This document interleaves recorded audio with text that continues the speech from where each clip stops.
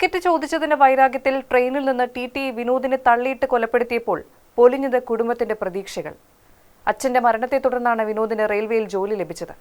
ഏറെ കാത്തിരുന്ന് നിർമ്മിച്ച വീടിന്റെ ഗൃഹപ്രവേശം നടത്തി ഏറെ നാൾ കഴിയും മുമ്പെയാണ് ഈ ദാരുണ സംഭവം വിനോദിന്റെ ജീവനെടുത്തത്. റെയിൽവേയിലെ ജോലി വിനോദിന് ഉപജീവനമായിരുന്നു. സിനിമയിൽ അഭിനയം സ്വപ്നവും. ആ സ്വപ്നത്തിലേക്കുള്ള യാത്രക്കിടെയാണ് രജനീകാന്ത എന്ന ഇതര സംസ്ഥാന തൊഴിലാളിയുടെ ക്രൂരത വിനോദിന്റെ ജീവനെടുത്തത്. മമ്മൂട്ടിയുടെയും മോഹൻലാലിന്റെയും ഉൾപ്പെടെ ഒട്ടേറെ സിനിമകളിൽ ചെറുവേഷങ്ങളിലെത്തിയ വിനോദ് കരുത്തുള്ള ഒരു കഥാപാത്രത്തിനായുള്ള കാത്തിരിപ്പിലായിരുന്നു. തിരുവനന്തപുരം സ്വദേശിയായ വിനോദ് എറണാകുളം മഞ്ഞുമലയിലെ പുതിയ വീട്ടിൽ താമസം തുടങ്ങിയത് കഴിഞ്ഞ മാസം 27-നാണ്. സഹപ്രവർത്തകരെയെല്ലാം ഗൃഹപ്രവേശനത്തിന് വിളിച്ചിരുന്നു. സർവീസിലിരിക്കെ മരിച്ച അച്ഛന്റെ ജോലിയാണ് വിനോദിനെ തേടിയെത്തിയത്.